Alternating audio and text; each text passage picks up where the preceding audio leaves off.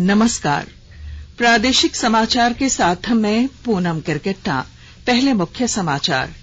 प्रधानमंत्री नरेंद्र मोदी ने उत्तराखंड में चमोली जिले के माड़ा गांव में 3,400 करोड़ रुपए की कनेक्टिविटी परियोजनाओं का उद्घाटन और 2 रोपवे परियोजनाओं का किया शिलान्यास। मुख्यमंत्री हेमंत सोरेन ने कहा कि सरकार सहायक पुलिसकर्मियों की मांगों पर सहानुभूतिपूर्वक कर रही है विचार।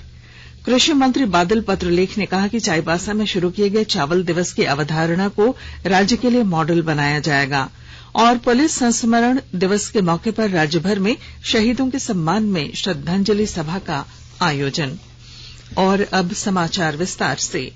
प्रधानमंत्री नरेंद्र मोदी ने कहा है कि 21वीं सदी के विकसित भारत के 2 स्तंभ हैं, हमारी विरासत का गर्व और सभी के विकास के लिए हर संभव प्रयास। प्रधानमंत्री ने आज उत्तराखंड में चमोली जिले के माड़ा गांव में 3,400 करोड़ रुपए की कनेक्टिविटी परियोजना का उद्घाटन किया।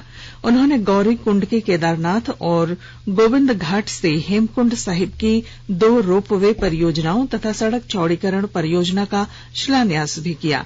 इन परियोजनाओं पर लगभग 1,000 करोड़ रुपए की लागत आएगी। माड़ा गांव में जनसभा को संबोधित करते हुए प्रधानमंत्री ने कहा कि सभ्य बनने के लिए ऐतिहासिक विरासत, सदाचार और मूल्यों के सम्मान करने की आवश्यकता होती है। श्री मोदी ने कहा कि ढांचागत परियोजनाओं के विकास और इस क्षेत्र में रोपवे बनने के केदारनाथ, बद्रीनाथ और हेमकुंड साहिब से ईश्वर का आशीर्वाद मिलना आसान हो गया है। और आपके बीच आकर मुझे 2 रोपवे प्रोजेक्ट के शिलान्यास का सौभाग्य मिला है। इससे केदारनाथ जी और गुरुद्वारा हेमकुंड साहब के दर्शन करना और आसान हो जाएगा। ये रोपवे ने खंभे, तार, अंदर बैठने के लिए कार इतना मात्र नहीं है। ये रोपवे तेज गति से आपको बाबा के पास ले जाएगा इतना नहीं है। इसके होने से, इस पे काम करने वाले लोगों से आप कल्पना नहीं कर सकते हैं। मेरे देश के 130 करोड़ देशवासियों के आशीर्वाद उन पर बरसने वाले हैं। मुख्यमंत्री हेमंत सोरेन ने आज खूंटी में आयोजित कार्यक्रम आपकी योजना आपकी सरकार आपके द्वार कार्यक्रम में हिस्सा लिया। इस मौके पर उन्होंने जनसभा को संबोधित करते हुए कहा कि सुदूर क्षेत्र में लोगों को योजनाओं का लाभ पहुंचाने के लिए इस कार्यक्रम का आयोजन किया गया है। इसमें गांव गांव तक पदाधिकारी पहुंच रहे हैं और ग्रामीणों को योजनाओं का लाभ मिल रहा है।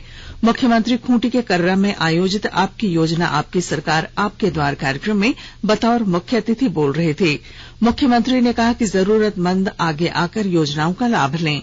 योजनाएं यहां के लोगों के अनुरूप बनाई गई हैं। मुख्यमंत्री ने कहा कि खूंटी वीर भूमि है, यहां हक अधिकार को लेकर आंदोलन हुए थे। पूर्व की सरकार ने पत्थलगड़ी के खिलाफ दर्ज मामलों को वर्तमान सरकार ने वापस लिया है।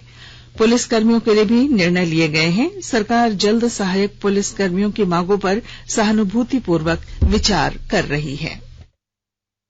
सरकार आपके द्वार के दूसरे चरण आपकी योजना आपकी सरकार आपके द्वार कार्यक्रम में हमारे ग्रामीणों का समस्याओं का समाधान किया जा रहा है। और जो समस्या का समाधान सरकार के स्तर तक का है, वो सभी समस्याएं और आवेदन उन सबको हम तक पहुंचना है। ये कार्यक्रम 1 महीने तक का हम लोगों ने एक मिशन बोर्ड पर इस कार्यक्रम को चलाने का निर्णय लिया है। झारखंड का स्थापना दिवस के दिन इस कार्यक्रम का समापन होना है। सर्वजन पेंशन जैसे महत्वाकांक्षी योजना, झारखंड ये पहला राज्य है जहां इस राज्य के हर बुजुर्ग को पेंशन देने का संकल्प और कानून बना है। मुख्यमंत्री हेमंत सोरेन ने खूंटी जिला प्रशासन द्वारा चलाए गए कोचिंग संस्थान के माध्यम से सहयोग प्राप्त कर जेईई मेंस और नीट में क्वालीफाई 5 छात्राओं को सम्मानित किया। मुख्यमंत्री ने इन्हें प्रोत्साहित करते हुए 1-1 लैपटॉप उपहार स्वरूप प्रदान करने की घोषणा की। इन बच्चियों में से दयामणि सांगा और एलिसा हासा ने जेईई मेंस और दीपा पूर्ति, पूजा कुमारी तथा वाटिका कुमारी ने नीट क्वालीफाई किया है। इस मौके पर उन्होंने कहा, मुख्यमंत्री सारथी योजना का लाभ यहां के छात्रों को जल्द मिलेगा। पायलट प्रशिक्षण केंद्र का शुभारंभ दुमका में होने जा रहा है। इस केंद्र में राज्य के युवा प्रशिक्षण प्राप्त कर सकेंगे। पूर्वी सिंहभूम जिले की गदड़ा पंचायत में आपकी योजना आपकी सरकार आपके द्वार कार्यक्रम का आज आयोजन किया गया। इस मौके पर राज्य की खाद्य आपूर्ति सचिव हिमानी पांडे, पूर्वी सिंहभूम के उपायुक्त विजया जाधव सहित सभी पदाधिकारी मौजूद रहे। कैंप में बड़ी संख्या में ग्रामीणों ने विभिन्न योजनाओं की जानकारी ली। इस मौके पर 7 करोड़ रुपयों की परिसंपत्तियों का वितरण किया गया। सचिव हिमानी पांडे ने पदाधिकारियों से महाराशन उठाव के बारे में भी जानकारी हासिल की और वहां के लाभुकों से बातचीत की। आकाशवाणी अनूठी पहल के साथ स्वतंत्रता के 75 वर्ष का उत्सव मना रहा है। इसका शीर्षक है आजाद भारत की बात आकाशवाणी के साथ।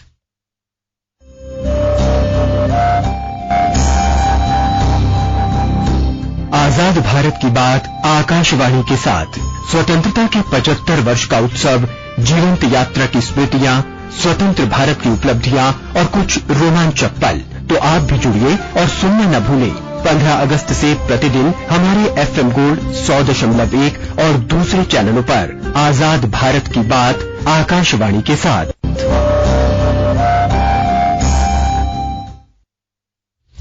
केंद्र सरकार देश के पेंशन भोगियों का जीवन आसान बनाने के लिए काम कर रही है। इस दिशा में कई मंत्रालय मिलकर चेहरा प्रमाणीकरण प्रौद्योगिकी आधारित व्यवस्था विकसित कर रहे हैं। इस व्यवस्था से किसी भी एंड्रॉयड स्मार्टफोन से पेंशन भोगियों और फैमिली पेंशन भोगियों को डिजिटल जीवन प्रमाण पत्र जमा करने में मदद मिलेगी। कार्मिक, लोक शिकायत और पेंशन मंत्रालय ने कहा है कि इस सुविधा के अंतर्गत चेहरा प्रमाणीकरण तकनीक के माध्यम से किसी व्यक्ति की पहचान सुनिश्चित की जाएगी। इलेक्ट्रॉनिक्स और सूचना प्रौद्योगिकी मंत्रालय, पेंशन और पेंशनर्स पोर्टल विभाग तथा भारतीय विशिष्ट पहचान प्राधिकरण यह तकनीक विकसित कर रहे हैं। आकाशवाणी के ताजा तरीन समाचारों के लिए आप हमारी वेबसाइट newsonair.com पर लॉग ऑन कर सकते हैं। ताजा समाचार Twitter handle @AIR news alerts और Facebook page all India radio news पर भी उपलब्ध है। आप प्रादेशिक समाचार एकांश के ट्विटर हैंडल @AIR न्यूज _ और फेसबुक, इंस्टाग्राम पेज तथा YouTube channel AIR news Ranchi पर भी हमारे बुलेटिन सुन सकते हैं। प्रादेशिक समाचार आप आकाशवाणी रांची से सुन रहे हैं और अब पेश हैं कोरोना से बचाव के कुछ संदेश।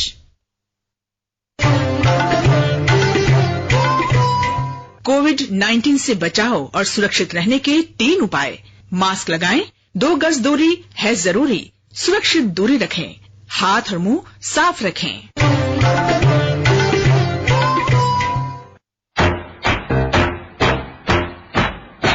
चलो मिलकर एक शुरुआत करें, चलो एक फैसला आज करें, मास्क नहीं तो टोकेंगे, कोरोना को रोकेंगे, चलो एक वादा करते हैं, चलो कुछ वादा करते हैं, मास्क नहीं तो टोकेंगे, कोरोना को रोकेंगे।